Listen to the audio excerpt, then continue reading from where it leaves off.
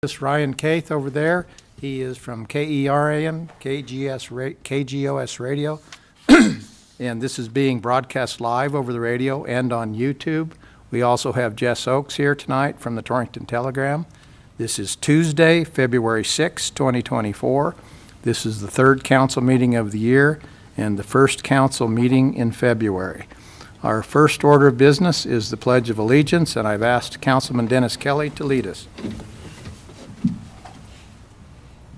I pledge allegiance to the flag of the United States of America and to the republic for which it stands, one nation, under God, indivisible, with liberty and justice for all.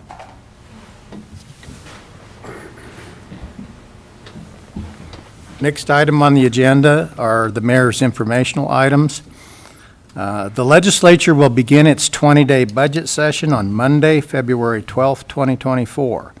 This is the biennial time when the legislature primarily works on the Wyoming state budget. The legislature does take up consideration of non-budget bills, but there must be a two-thirds majority vote in each chamber, House and Senate, to take up consideration of non-budget bills. I do know that your legislators do listen to you. If you have concerns or questions of your legislators, they can be reached as follows. Senator Sherry Steinmetz, she's at Senate District 3, and her email is Sherry, Sherry.Steinmetz, STEINMETZ @yoleg.gov, and her phone number is 307-534-5342. Next, we have Representative Scott Smith, House District 5. Representative Smith's email is scott.smith@yoleg.gov, and Representative Smith's phone number is 307-575-3742. And last is Representative Alan Slagle. He is the representative, House District 2. His email is Allen, ALLEN, .slagle, SLAGLE, @yoleg.gov. And Representative Slagle's phone number is 307-306-7532. The City of Torrington has had for a while, and it now is up and running, and has been for a while, Text My Gov service for all community members.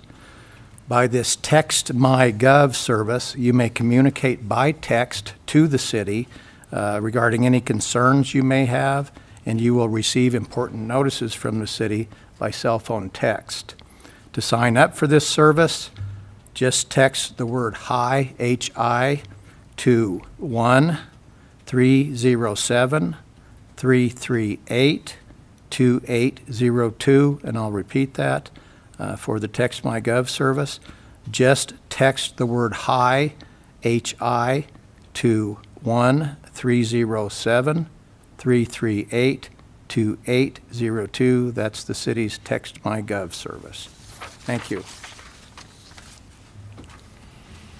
Next item on the agenda this evening is the approval of the consent agenda, which includes the minutes from the January 16th, 24 council meeting as published.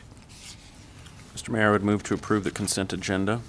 I have a motion from Councilman Victron to approve the consent agenda. Do I have a second? Second. Second from Councilman Kelly. Any further discussion, gentlemen? Hearing none, I'll call for a vote. All those in favor of approval of the consent agenda as presented signify by saying aye. Aye. Any opposed signify by saying nay. Hearing no nays, the consent agenda is approved. Next item on the agenda is the approval of the agenda itself. Mr. Mayor, if there's no changes, I would move to approve the agenda as published. I have a motion from Councilman Patterson to approve the agenda as published, set forth here. Do I have a second? Second. Second from Councilman Deal. Any further discussion, gentlemen? Hearing none, I'll call for a vote. All those in favor of approval of the agenda as presented signify by saying aye. Aye. Any opposed signify by saying nay. Hearing no nays, the agenda is approved. Next item on the agenda is what we call the public forum. There are no people up for the public forum. If you want to be up for the public forum, there's a black box in front of Councilman Victorin, and there's forms that one can fill out. This part of the agenda is for non-agenda items, and there is a limit of 2 minutes, and the speaker must sign up before the meeting. This is a time for council to listen. No action will be taken. As I said, there are no takers for that this evening, but this is being broadcast, and I want people to be aware that they have the opportunity to come in and participate in the public forum. We have that on each agenda. Next item on the agenda is an information item, public safety resolution, which was passed recently by the Central Committee of the Goshen County Republican Party. And I see Kirk Haas out there, who is the chairman of the Goshen County Republican Party. And if you want to come up, Chairman Haas. Thanks, Mayor Doby, and council, thanks for giving me a few minutes tonight. So I am hopeful that you guys do have that resolution and you were able to review it. There was some supplemental information. Harriet Hageman, our representative, had released a statement on January 7th. Do you guys have that? It's in the agenda. You do. You did both. Okay. Very good. So just wanted to make sure that those are there. So just give you a little bit of information on this resolution. It was put together based on some of that Harriet saw there at the border and the concern of what that would do to the community of Goshen County and Torrington in particular at this moment. And I would encourage you to look up Carbondale, Colorado, and most of their news sources in the last 40 days. They have basically been inundated and with illegal immigration. And it has really put a real strain on that community. It's a community in Colorado of about 7,200 people, somewhat similar in size. Definitely the amenities are much different than what we have here, but it's pretty close. And Denver's had quite a bit. And so the concern from the party was, what would happen to our community if something like this started happening? And the hope and the idea here is that we start a conversation and that we have some thought put into this before you're actually presented with this issue. And that is the hope behind it. And I would answer any questions. And as you say, Chairman Haas, this is an informational item that the party wanted to present to City Council. That is correct. We are providing it for information at this time. Okay. So, And I will ask a question, or I will pose it as a question, but my understanding of our system of government is that the federal government has the right and duty to take care of national security, including the protection of borders. That is the province of the national government. Now, I know there are issues going on between Texas and the current administration about who's going to protect Texas, and the federal government or the state of Texas through the governor and the legislature. So that's how I understand the system of government in this country. And then for the state and local levels, they are given the power under the U.S. Constitution and under our Wyoming Constitution. It's called the police powers, where the state government is responsible and the local governments for health, safety, and welfare of people. So that's how it's supposed to be divided up. And it seems like the resolution is concerned that the federal government at this current time is not holding up its end of things, so to speak.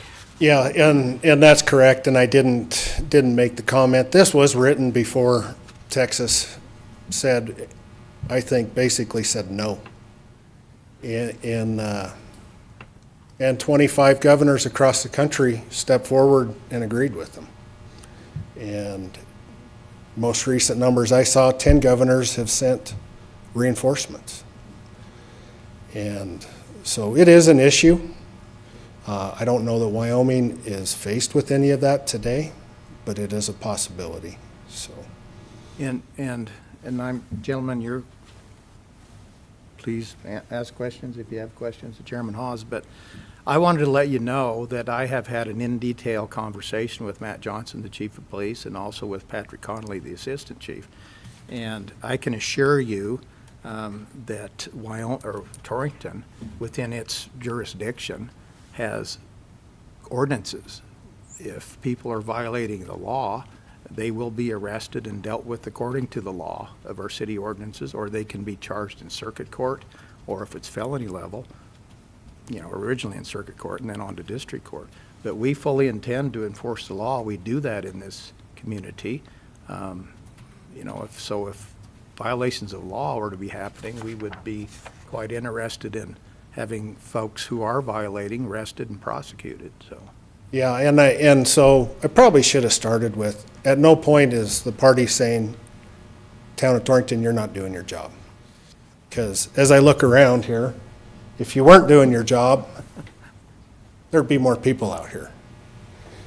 At least that's the way it is in our little town council in LaGrange. When we're not doing our job and there's an issue, there's people out here.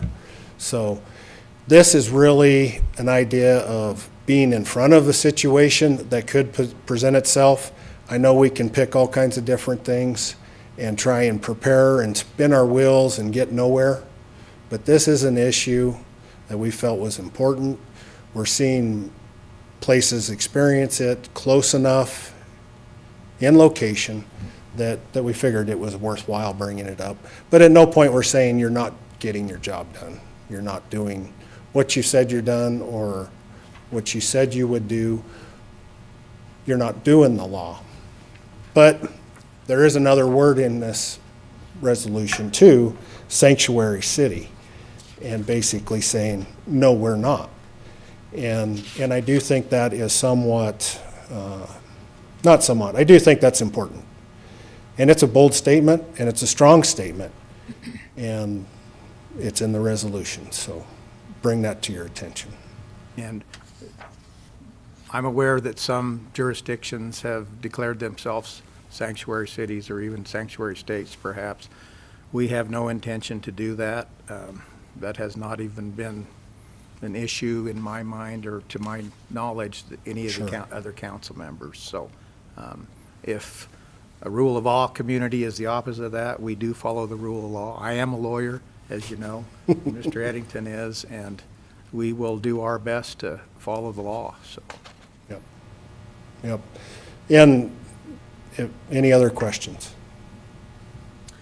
I guess, Mr. Mayor, I do have a question for the attorneys in the room, and I'm just curious what the state of Wyoming affords a community like ours to prevent such an influx of illegal immigrants that perhaps could be transported here by the federal government. Boy, that deals with immigration law, which we obviously don't deal with because that's a federal United States Code issue.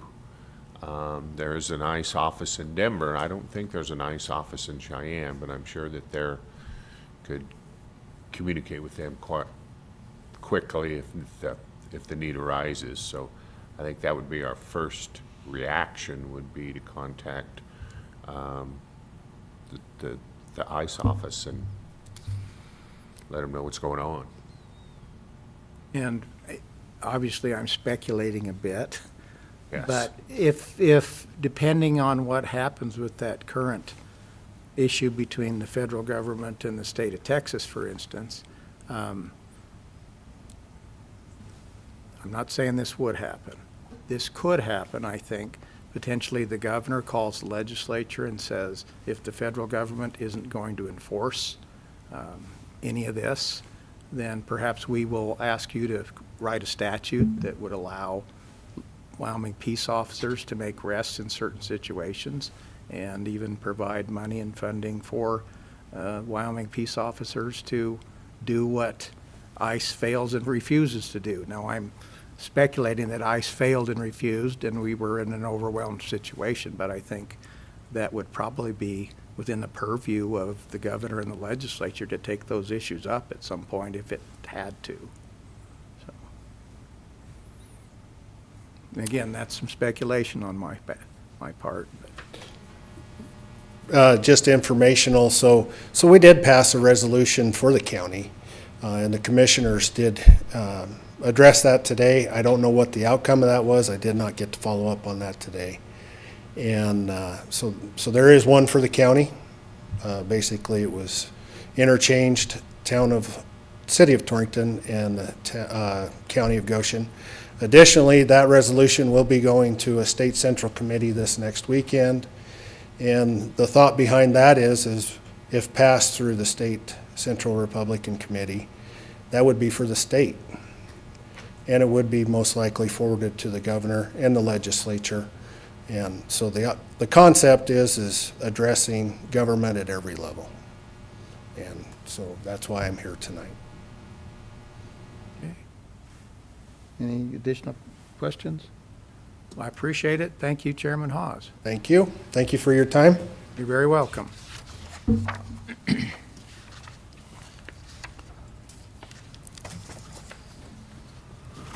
We are now on to the action items. The first action item on the agenda is ordinance on first reading relating to permits for work within city rights-of-way.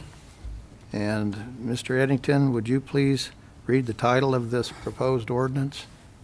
It's an ordinance creating and enacting Chapter 5.28 of the Torrington Municipal Code 2024 revisions relating to permits work within city rights-of-way. All right, thank you, Mr. Eddington. And then I'd call on Public Works Director Harkins. Thank you, Mayor and Council. Basically what this is kind of codifying our permit requirements for people who want to perform. And I handed out a kind of a revised ordinance to you earlier with highlights in red. It was brought to our attention today at our staff meeting that some of the issues that might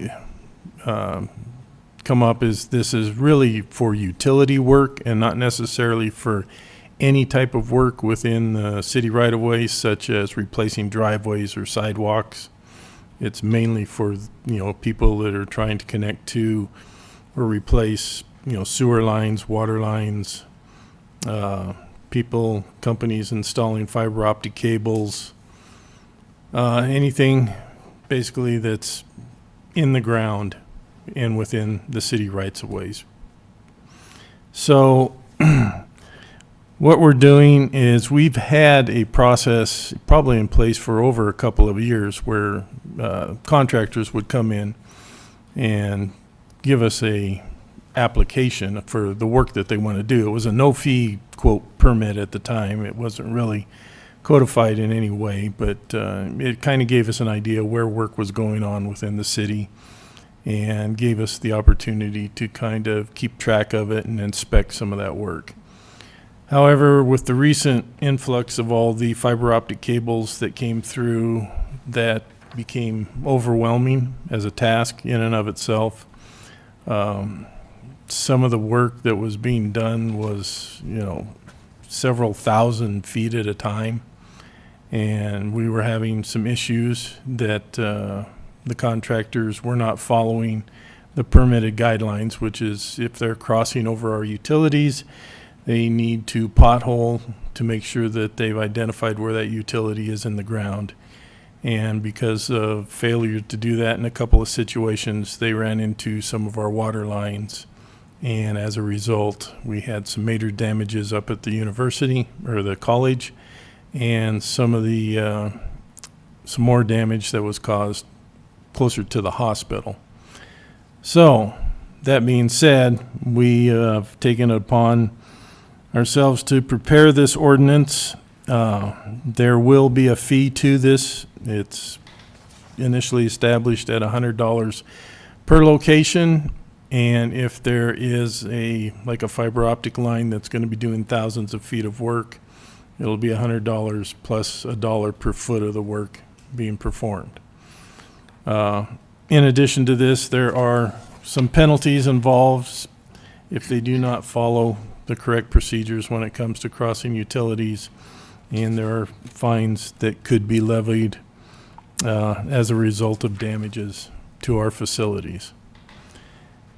That being said, I would be willing to take any questions that you may have.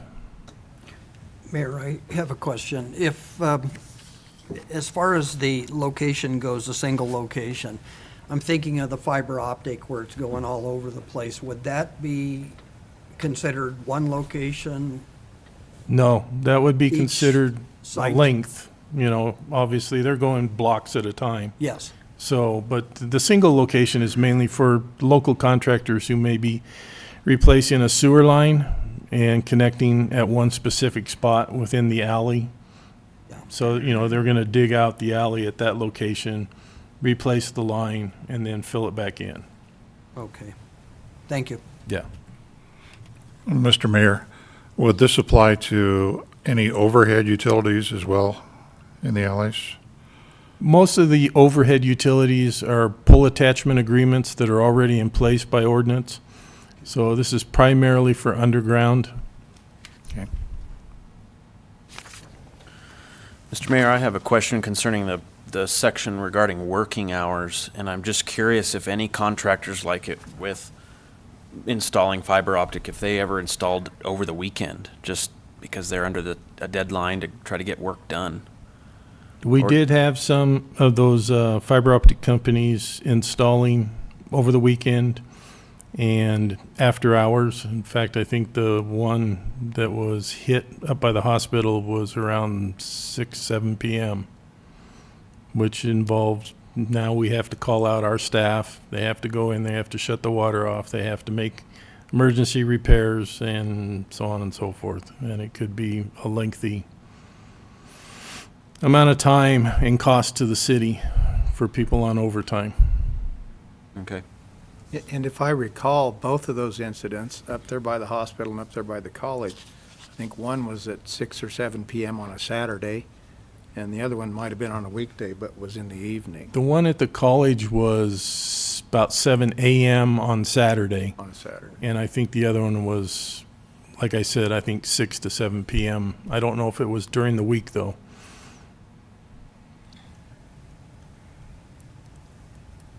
And it would seem to me right now, there's a big push by several fiber optic companies to get lines installed, a first time install through here. So once this big rush is passed, then I would expect that the install work would sort of not be there anymore. It'd be repair work after that, right? Potentially.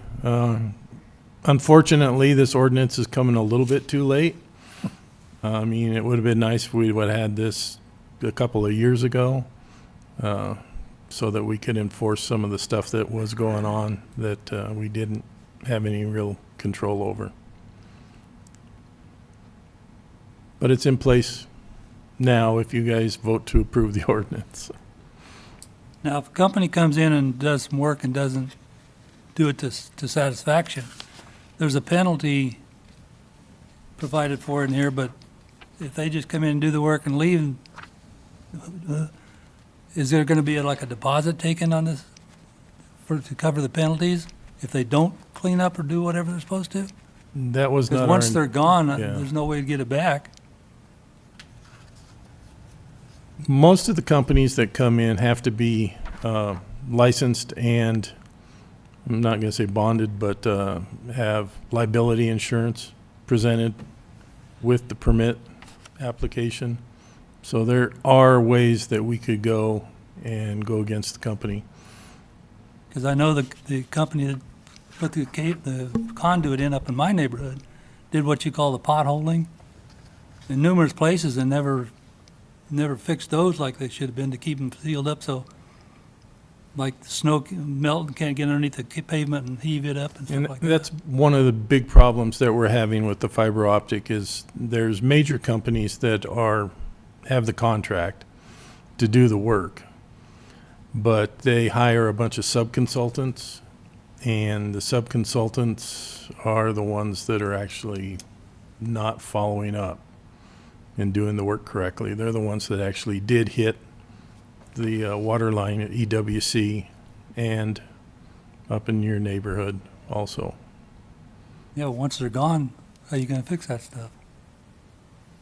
Well, hopefully we catch it in time before they leave. Now, is it your department supposed to be keeping track of that, or is it Mr. Estes supposed to keep track of that, or what? Basically, Mark Weiss is the one that's heading the whole right-of-way permit program right at the moment.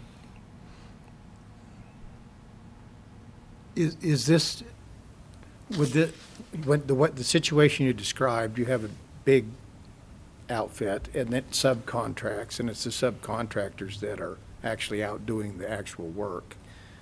Would it be the subcontractors who are applying for the permit, or would it be I'll call them the general, for lack of a better word? We've had both. We've had the big companies actually apply, and then the subcontractors come in and basically give us where they're going to be working and locations, and they're the ones that are calling in the one calls for the utility locations. A couple questions, Mr. Mayor. Director, does the one-call system alert your department that there is a potential installation? It doesn't necessarily alert the right-of-way section, which is the engineering department with Mark Weiss. It does alert the utilities, either the water, the wastewater, some cases the electric, if they have buried lines somewhere. So by extension, they would then alert you, theoretically. Theoretically. And then the next question is on the fiber optic utilities. Is there much installation still going on now? Right at the moment, no. We do have an issue, again, with that one contractor up at the college. He's been contacting the mayor rather religiously, trying to get approval to proceed with their permit, but there's been an issue with the subcontractor and payment to the college for Damages. the restoration of the work that was performed. And that's been the process, that they're not allowed to continue to work until whoever they damaged is made whole. So it gives them motivation to get that done. And that's kind of where we're at right now. We're at a standstill with that particular contractor. And the fee, part of the justification for the fee is to cover the expenses of the city in administering this program and in doing the inspections and so on, right? Correct. With anything that's related, water or sewer related, Tom and his staff will want to inspect any connections or, basically connections to their system before, the hole gets filled back up, to make sure that everything apply or is in accordance with the Wyoming standard specifications.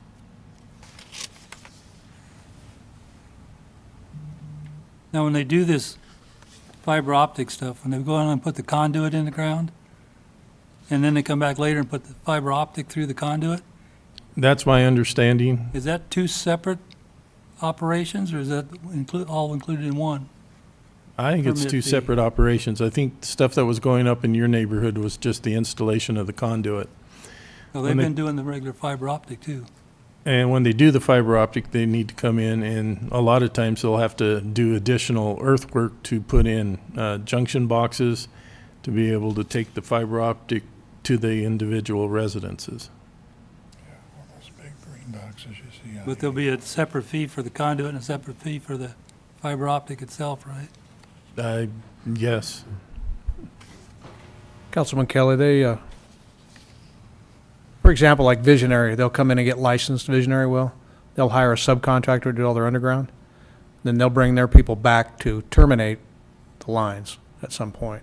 Generally, when we license, I'll license the main entity, and then whoever they sub out under that has to come and get a license as well.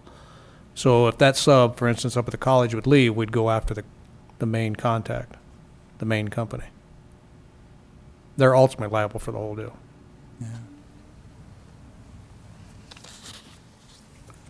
And there's a sort of a finalization to this process. Once they're done with the work, they're to contact you, so you're allowed to inspect it. and make sure that they've done everything they need to do to move on, like make sure the surfaces over all trenches are restored to their original condition or better, right? And some of that comes back to like people putting sewer lines in. They'll get in our alleys and they'll dig our sewer line up and they won't scrape the road base off the alley. They'll just dig it all up and stuck it in a pile, and then when they get down to the sewer, they'll just put it all back in a hole. So the next time it rains, we got a mud hole in the alley, and then Ed has to go back and fix it. So we're really gonna get diligent about making sure they put the base layer back on top after it's been compacted. And if say some time goes by, we know who dug that hole, we're gonna go talk to them again about fixing it. And I think the local guys will come on board real quick. I mean, they do it enough.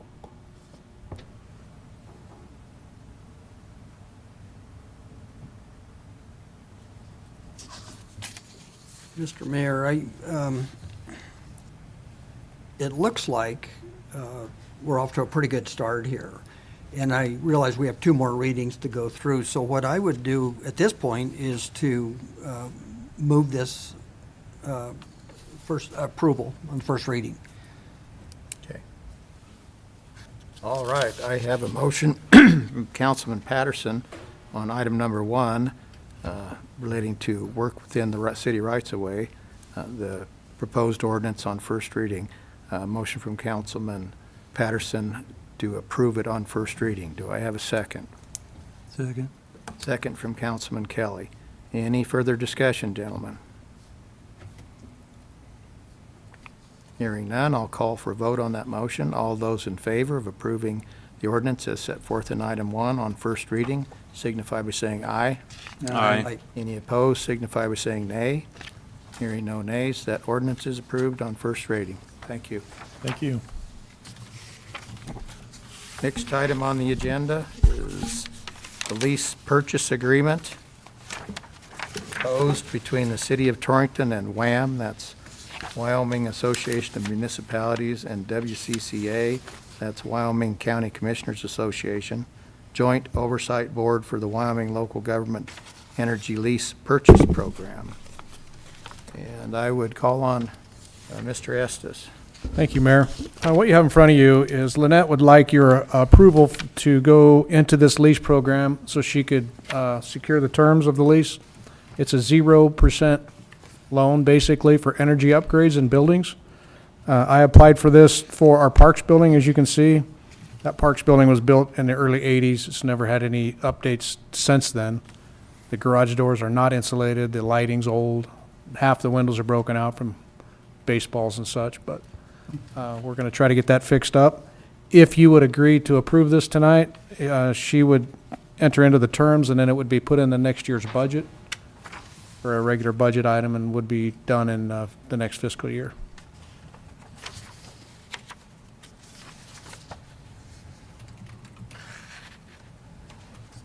And it looks to me, Mr. Estes, like the purpose of this program is to save energy costs. Correct. Within buildings, right? Correct. Okay, which is a laudable goal, and that's why they want new double-paned windows and that sort of stuff installed, correct? That's correct. And it's a zero-interest loan. Zero interest loan, and she can, I think, it's a two-year lease, and then if she needed to, she could ask for 2 more years. I just have a hard time trying to figure out whether that building's worth putting $17,000 in. Well, it really is, because we got all our park stuff in it, and our guys' offices there, and the windows are broken out from the baseballs, and they got plywood over them. So the heater runs constantly in there. And how many years does it pay off to break even for $17,000? As I explained in my letter, because they wanted an estimate of how much energy we'd save, which would be hard to do. So you can see in my letter that I wrote to them that, and you see this kind of throughout the building industry in general, by the time you get the payoff back to this stuff, they're usually wore out. So, you know, who knows where energy costs will go? It's just too hard to estimate. It will save energy for sure. I mean, putting windows in where there's not windows now, and insulation in garage doors that aren't insulated. There's no doubt that it would save energy, but would it be worth to put $17,000 in it? To take how many years to pay before you break even on it? You know, honestly, just like I said in my letter, I can't tell you that. Yeah. But it's worth putting 17,000 in because I don't think you're gonna be moving that building. Well, you This building mentioned- behind us costs $240,000. You mentioned last week, I think it was, if the swimming pool went in there, they'd take that building down. What's that? I'm sorry? You mentioned at that last work session, if they put a swimming pool in there, that building would come down. That was the plan if we ever build a new pool, Yeah. but that could change too. That was the last plan we had. So I'm thinking if the new swimming pool doesn't appear to be imminent, No, and, you know, what's the alternative is to just leave it like it is, and, Well, if it needs windows, you put the windows in it, but you know what I'm saying? It's hard to justify putting $17,000 in a building that you're gonna only save $200 a year on. yeah, and we don't know how much, but you got a good point. I don't disagree with that, but it is a functioning building that we use. We have a lot of equipment in there. And when was that building built? Sometime in the 80s? In the early 80s, I believe. It's not been touched since. And based on what we just did over here behind us on a building, to replace that, today's cost would be $200,000, Be 300,000. $300,000. And to turn it into a fully functioning building would be a lot cheaper, spend 17,000. Right. We would go for a new building if I could just turn it to the next agenda. I'm sure you would. I'm, Mr. Mayor, Dennis, I'm curious what can be done to prevent those windows from damage? Well, right now, we have metal screens over them, so they can't be busted any further. I'm looking at something similar to that, you know, 'cause there's a lot of baseballs over there, so, yeah, we're gonna do something to protect them for sure, Okay? yeah.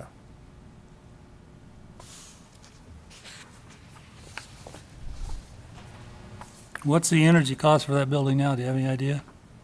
We had some estimates on it. I don't think I put them in here, and I couldn't tell you off the top of my head. I can get those to you, though. Is the building itself very well insulated? It's got some, not a lot, I would say probably an R13 in the wall, maybe. No drywall on it. It's all unfinished inside. Now, like down around the Baylor building, they didn't keep the dirt away from the bottom edges of it, and it's all rusted out. Is this building the same, or This building's pretty good, is it? yeah. Even though we get a lot of water on it, I mean, we finally got the sprinklers not hitting it now, so, Roof doesn't leak and all that? not to my knowledge. Well, not to my knowledge. Nothing we couldn't fix.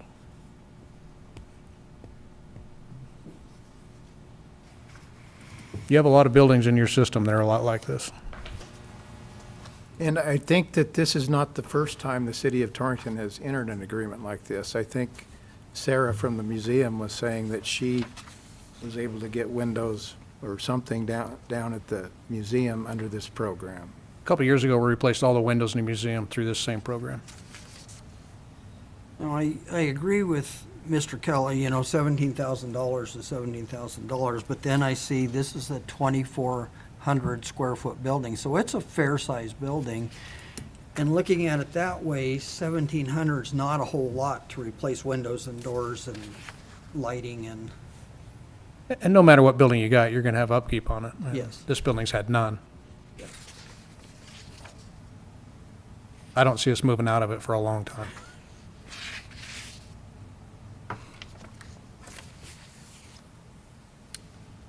Am I just not reading it correctly? Is there, how much interest? zero. It's 0%. So it's really cheap money. Yeah.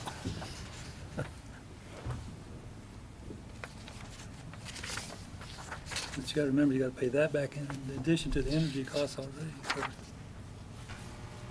Yes. that's why I say it's hard to justify something like that. Mr. Mayor, considering that 17,000 is a lot cheaper than 300,000, I would make a motion to approve the lease application. All right, I have a motion from Councilman Deal to approve the application for the lease and purchase agreement as set forth in item number 2. Do I have a second for that? I'll second that. Second from Councilman Patterson. Is there any further discussion, gentlemen? Hearing none, I'll call for a vote on that. All those in favor of approving the application for the lease and purchase agreement as set forth in item 2, signify by saying aye. Aye. Any opposed, signify by saying nay. Hearing no nays, that application for lease and purchase agreement set forth in item 2 is approved. Thank you. Next item on the agenda is approval of the bills from January 17th, 24 to February 6th of 24. And Lynette is gone this evening, so I would call on Chris Nichols, our Deputy City Treasurer. Thank you, Mayor. There were 2 sets of bills presented, one with the agenda, and then another set that I gave you just before the meeting. Does anyone have any questions on those?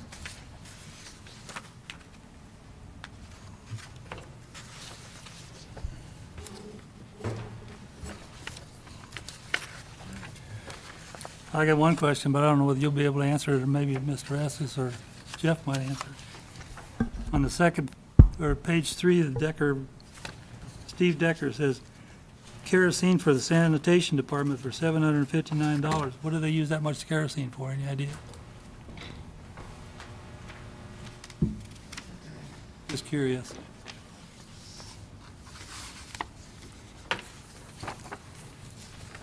And Ed isn't here tonight, so.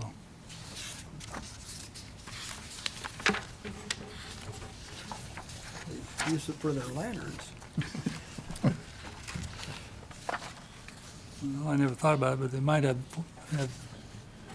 It heaters. was it says 55 was the, 55 was the quantity of liquid CL kerosene, and it was $13.80 per gallon, and that's where the $759 comes from. But as far as any further description, there doesn't appear to be any.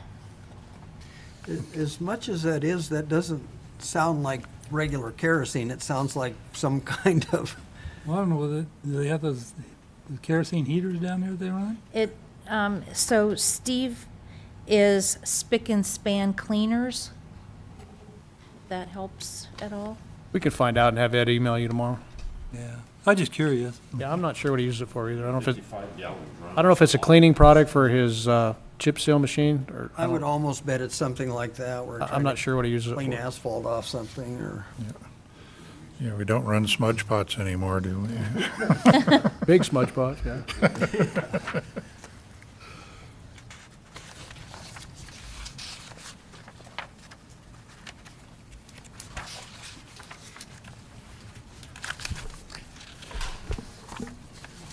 I'm curious of the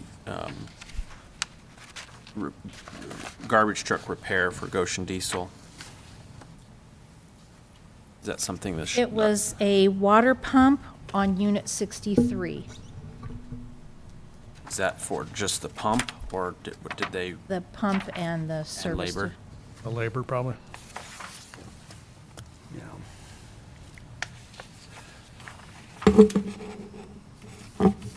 And on the set, Chris, that you handed out this evening on the first page, Yes. there's a substantial payment to Black Hills Gas Holdings LLC for $34,540.25. My understanding from the staff meeting this morning is that was a gas line out to the new project, wastewater treatment project, right? We didn't have gas out to there till now. Correct. It was out, a new gas line for the wastewater headwater project. Yeah, I believe, Mr. Mayor, Mr. Troxel sent an invoice via email on that. He did. He did. No. Okay, thanks for that reminder. Yep, right, okay.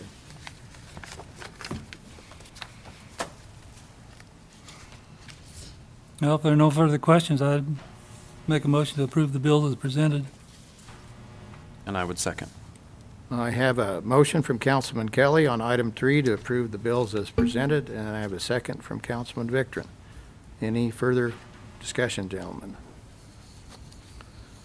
I'll call for a vote. All those in favor of the approval of the bills set forth in item 3 as presented signify by saying aye. Aye. Any opposed signify by saying nay. Hearing no nays, those bills set forth in item 3 are approved. Next item on the agenda is the public comment section. Any takers for public comment? And council's free to make their comments if they have any.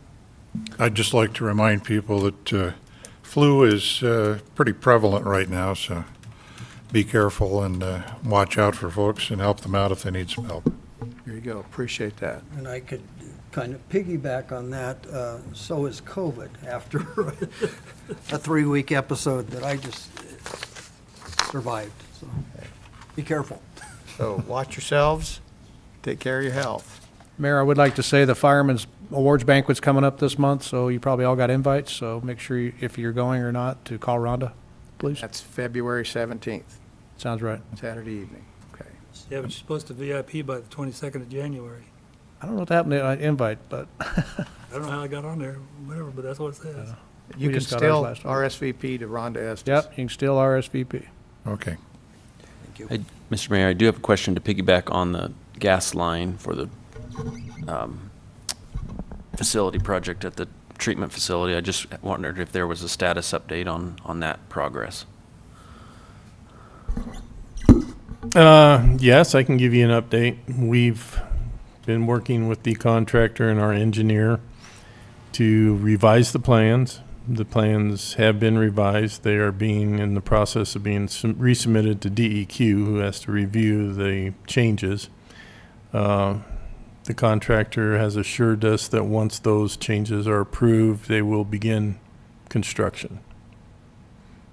So I'm looking forward, hopefully sometime this month, to actually seeing a lot of work start going on out there. Very good. Any concerns about the timeline with the delays here? I have some, and I've expressed those to the contractor. I've informed them that all this stuff that we've been going through of late, most of it should have been done pre-bid, with the shoring being not enough room between buildings for the shoring. That should have been something that came up during the pre-bid. Other items that they've brought up that have, like the types of panels that are going into the building.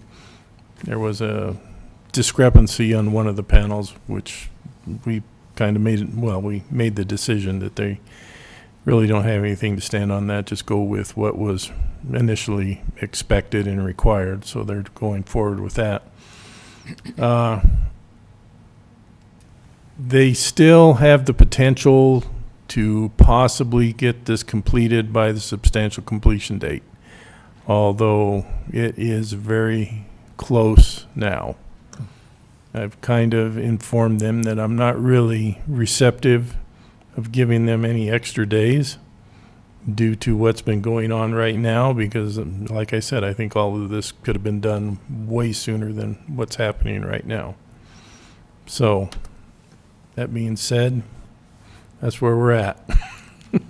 What is the substantial Yes. completion date? I believe it's February of 2025. So a year from now. Yeah, they've already had over, I'm going to say, 230 working days as of close to this date. So, and the contract was for 600 and something. So we're going down.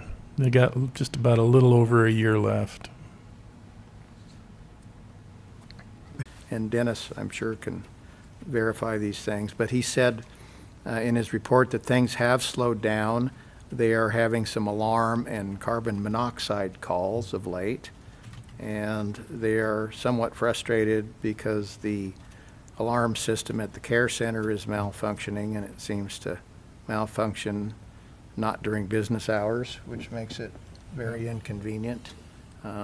That's what the chief reported. But other than that, he said things are fairly quiet.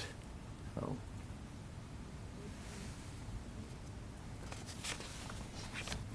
All right, any further public comment by citizens or council? Hearing none, we'll move on. At this point on the agenda, council will now leave regular session and enter into executive session. And just so everybody knows, when we deal with issues that are confidential in nature regarding personnel or potential litigation, those sorts of things, the law allows us to go into executive session, and we are allowed to exclude the public. So we will, as I said, now leave regular session and enter into executive session. And just so you know, when we come out of executive session, the only thing left on the agenda is to adjourn. So I appreciate everybody's presence here, and thank you.